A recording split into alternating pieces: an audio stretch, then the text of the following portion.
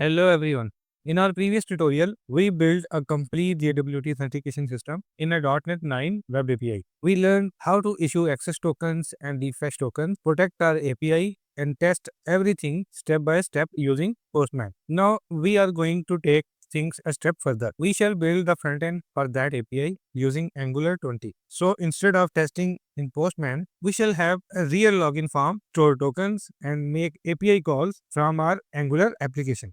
First of all, before we can start writing code, we need a few tools installed. Node.js to run JavaScript outside the browser, which Angular needs for development, right? Angular CLI. This is a command line tool that helps us create and run Angular projects easily. And then Visual Studio Code, our code editor.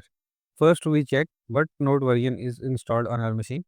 I open the terminal, I type node-v, and the installed version is 20.18.0. Like for Angular 20, we need higher node version. So either you can directly download node and install it, or you can use NVM Windows. Instead of directly downloading, I recommend using NVM Windows Node Version Manager. It lets you easily switch between different node versions if we ever need to. So how to get it? Go to your browser and open NVM Windows GitHub page. So this is its GitHub page. So scroll down, click on download now, and we click on nvm setup.exe. Okay, it's downloaded. Click on it to install it.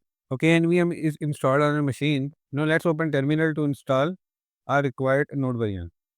First try check if NVM is installed. NVM-v. Okay, it is installed. It's showing version number. Now I want to see the available node versions. NVM list available, and it's showing us the available node versions. So I install, for example, this version nvm install 22.18.0.0. I press enter. So it's downloading our required node version. Okay, our required version is installed. So it says if you really want to use this version, you can give this command npm use 22.18.0. This is the advantage of NVM, that it allows you to switch between multiple node versions. Now I check my current node version. Now we are running a node version that works perfectly with Angular 20. Now let's check Angular CLI. I give command like ng version to check current Angular version. So my current Angular version is 19.2.5 and node version 22.18.0. So I need Angular 20. So I upgrade it. npm install -g at angular/cli 20. Okay, Angular 20 is installed. Now let's check Angular version. Okay, now we have Angular 20 installed. Okay, now let's create a brand new Angular 20 project for our JWT frontend. First, I go to the path where I want to create this project. I give command ng new JWT auth client. Press enter. By default, it is selected CSS, so press enter. Do you want to enable server-side rendering and static generation? Not right at the moment. And okay, it has created our project. Let's go inside the project directory, and I give command like ng serve -open. It will build the project and launch application in the browser. Okay, right now it's just a starter page, but we will have our login form and some protected content and home page. Now let's open this project in Visual Studio Code, and our project is open in Visual Studio Code. Okay, now our environment and project is ready for Angular development. First, we shall create a login component. Components are building blocks of Angular. Each one has a TypeScript class, HTML template, and optional CSS style class. So I go to terminal and give command like ng gc r/login -- standalone. Now it will create a login component on this path, right? ng is for Angular CLI command, G for generate, and C for component. So means generate a component on this path. Here we are using standalone. In previous Angular versions, Angular component are usually declared inside an ng module. With standalone, the component is self-contained and does not need to be declared in any ng module. Now the recommended approach is standalone component. Okay, press enter.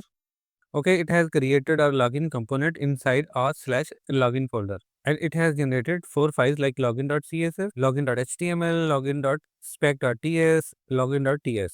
This is our component class where we'll be writing the code for our component, and this is our HTML, and this is for some testing purposes. We don't need it at the moment, so I delete. If we open login.ts, first of all, we see add component decorator.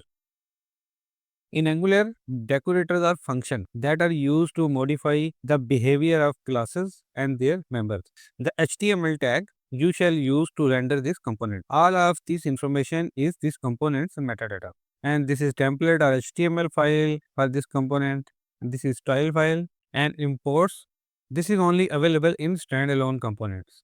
Here you can import other standalone components, directives or Angular modules that this component needs, right?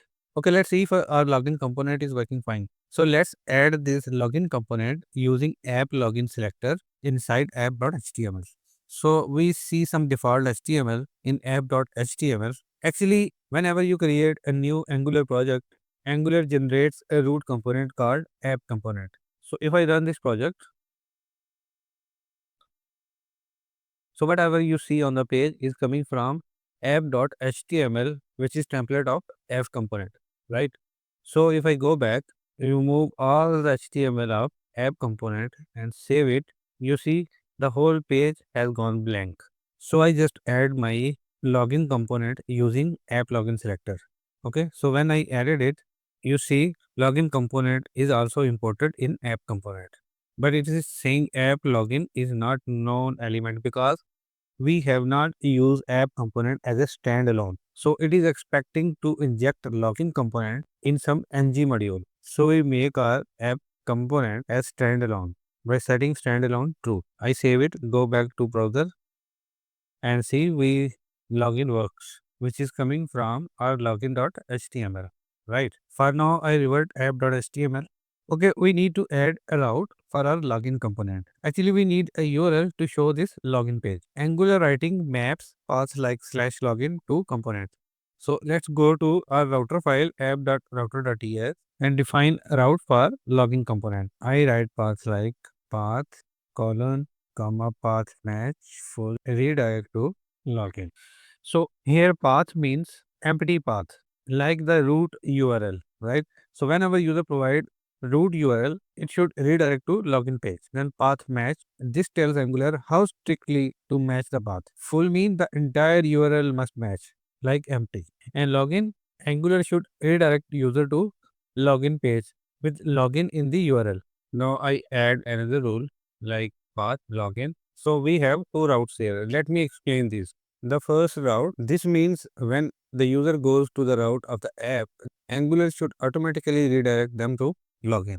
And the second one, this is the actual route that loads and displays a standalone login component whenever the URL is /login. So even though it looks like we are pointing to login twice, the first one is only redirecting. The first one is only a redirect rule, and the second one is a real route that shows the component, right? So let's verify it. Now see, if I go to the root path, Angular redirect to /login path. So that means it automatically redirect me to login and rendering login component as well. But we can see some app.html content here as well. So let's remove all this content from app.html. I go to app.html and remove all the app.html content. We now only have router outlet which will render our components configured in different routes. See, here we have now login component being rendered. Okay, now let's build a static login form first. Then we will integrate it with our backend login API. There are two ways to work with forms in Angular: template driven approach and reactive approach. The reactive form approach is more robust than template driven approach. They are more scalable, reusable, and testable. While template driven approach is useful for adding simple form to an application. So in this tutorial, we shall go with reactive form, which are structured and scalable. We shall add form control for email and password and some simple validation. First of all, I open login.html and I place my static HTML here. Okay, I have placed static HTML in login.html. So let's see how its UI looks like. And this is how our login form will look like. Now we shall make this static login page interactive.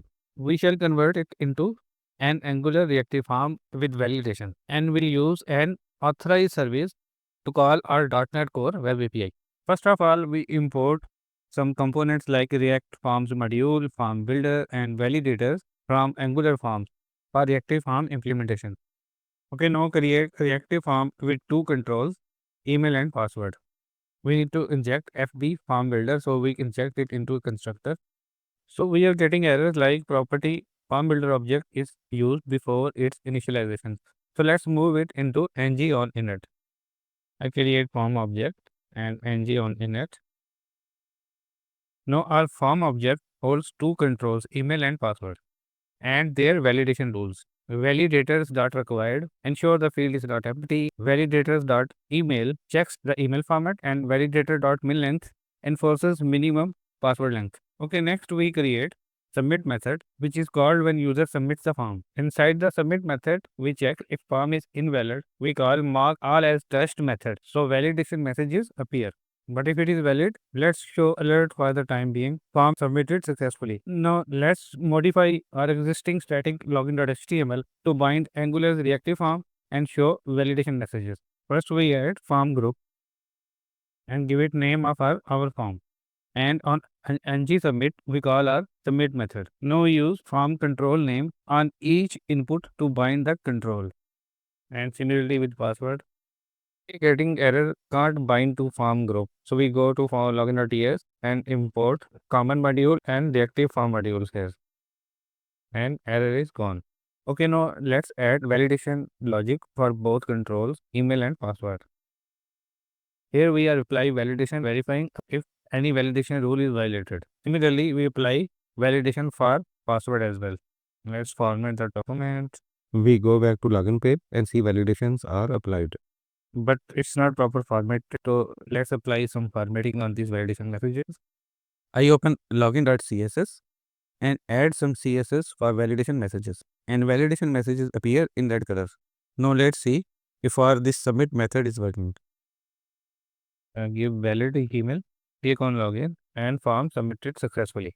Okay, our form validations are working fine. The next step is to actually connect this login form with our backend API. For that, we shall create a new auth service in Angular. This service will be responsible for making an HTTP post call to our .NET Core Web API endpoint. Once we get a response back, we shall show a successful message and store the user token. And we shall display an error message if the login fails. So I open the new terminal.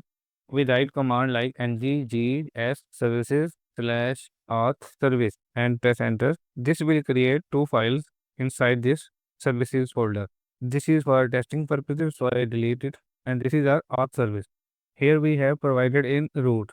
It means the services is singleton and can be injected anywhere in your application automatically. To make API call, you need Angular's HTTP client. So open your app.config.ts and we ensure we import it. So in providers, we add provide HTTP client. This HTTP client available everywhere. Now we inject our authorized service into our login component. So we go to log.ts and inject it into login component constructor. Now our auth service is implemented and ready to implement API calls. We go back to our auth service and create a login method that takes an object with email and password. To make HTTP calls, we import HTTP client and observable. First, we declare a variable with our endpoints. Now we will create a login method which will return an observable. We inject HTTP into its constructors. It is returning observable, which means the component can subscribe to it and handle success or error responses accordingly.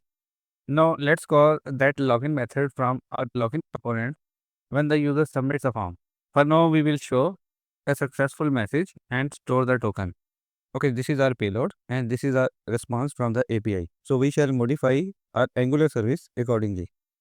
Our response has access token and refresh token. So we modify our Angular service response as well. We shall also add store token and clear token method inside the service. Now we go to login.ts. We remove this alert and create a payload object and call our API and pass this payload to that API. And whatever token we receive, store in local storage. Okay, now let's submit the login form to validate user from backend.NET Core Web API.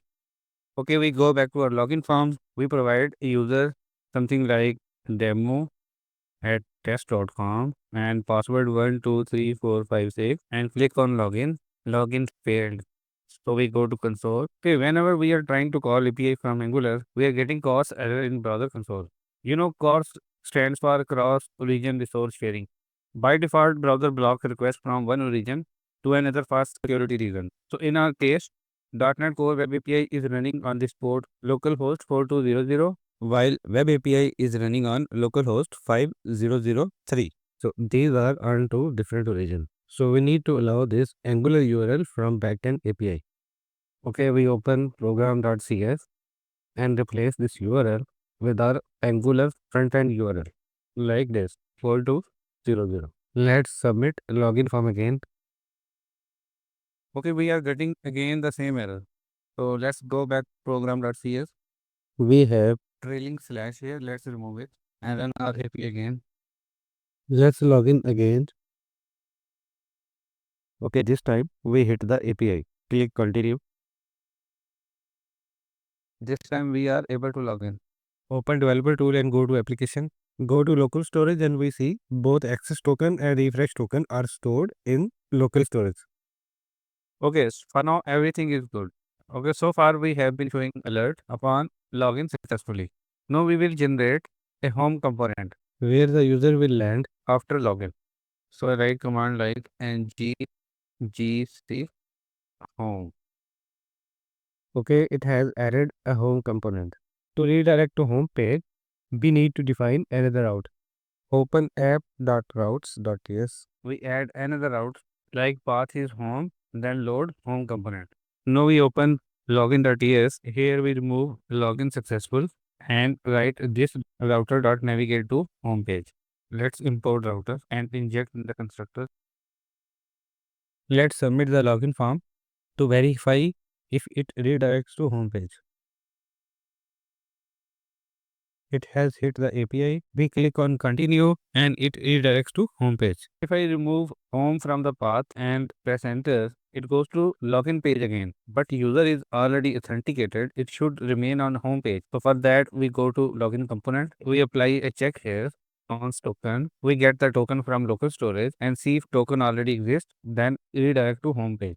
Okay, go back, remove the home path. Now press enter and it remain on the home page. Even if we provide a login in the path, it still redirects to home page because user is already authenticated, right? Okay, our login is working. We are being redirected to the home page. So let's make this home page a bit fancy and add a logout button as well. We shall add a welcome message, a couple of menu items so that the user can exit the application when they are done. So we open home.html and add some basic HTML by replacing the existing one. On logout button click, we shall call logout method. So let's generate this logout method. Inside home component, it has created a logout method. On logout, we make local storage empty. For home page, we have welcome message and simple navigation menu with links to profile and setting and add a logout button. In logout method, we simply clear the token from local storage and redirect the user back to the login page. Now we open home.css and add some simple CSS to make the home page look better. Okay, our home page will look like this. Let's change the background color. It's better. Now click on logout and we are redirected to login page. Now I provide my credentials, click login and we are redirected to home page. Okay guys, so far our login flow is working perfectly. But in real world application, access token usually expire after a short time, like 15 minutes or 1 hour for security reason. If we do nothing, user will be logged out and forced to log in again. To improve this, we shall use refresh token. We have already implementation of refresh token in our .NET Core Web API, so we shall use that API. The refresh token usually lasts longer, maybe a few days or weeks. So let's add that functionality now. First of all, add refresh token method in auth service, like refresh token. This method looks into local storage, pulls out the refresh token and makes a post request to our API endpoint. Okay, now our refresh token method looks like this. Now this method makes a post request to our API endpoint refresh token. The backend will validate the refresh token and send back a new access token, which we can then store and continue using. Now let's create an interceptor. An interceptor runs automatically when we make an HTTP request. So we give command like ng g interceptor authorize. Okay, this command has created authorize interceptor. Okay, now we make few changes in our interceptor like this. Now, what this interceptor will do? Think of it like a security guard standing at the gate. Every single request goes out from Angular to our API first passes through this interceptor. This gives us a chance to add extra information like our access token, also check the responses coming back. So first it checks if we have a saved access token in local storage. If we do, the interceptor attaches the token to the request header. This way, we don't have to manually add the token in every single service call. Now, what happens if our token is expired? Well, normally the server will respond with 401 unauthorized. The interceptor can cache this error before it reaches our component. At that moment, the intercept can automatically call a refresh token API. If the refresh is successful, it stores the new token and retries the failed request without the user even noticing. So in short, the interceptor sits in the middle of all requests, attaches the token, retries if needed with the refresh token, and keeps our authentication logic centralized and clean. Okay, now we open app.config.ts and register our interceptor here. And we pass interceptor to provide HTTP client like this.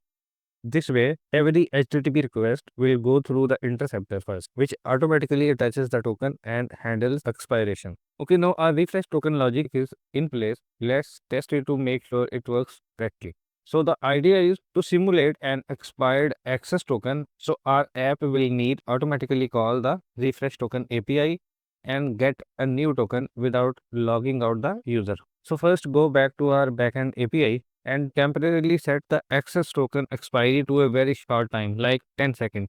And I give 10 seconds here and then the API again. Now we call some protected API like fetching products from any secured endpoint. Because the access token is expired, the interceptor will catch the 401 error automatically. So we have this product API. So let's integrate it in our Angular application and then call get products endpoint. I open auth service and add a method like get products. Now inside home.ts, we create a variable like products of type any and add get product method to call our product API through authorized service. I inject it and we render our products on home page by adding this HTML. We are getting some error. We need to import common module, so we go ham home.ts.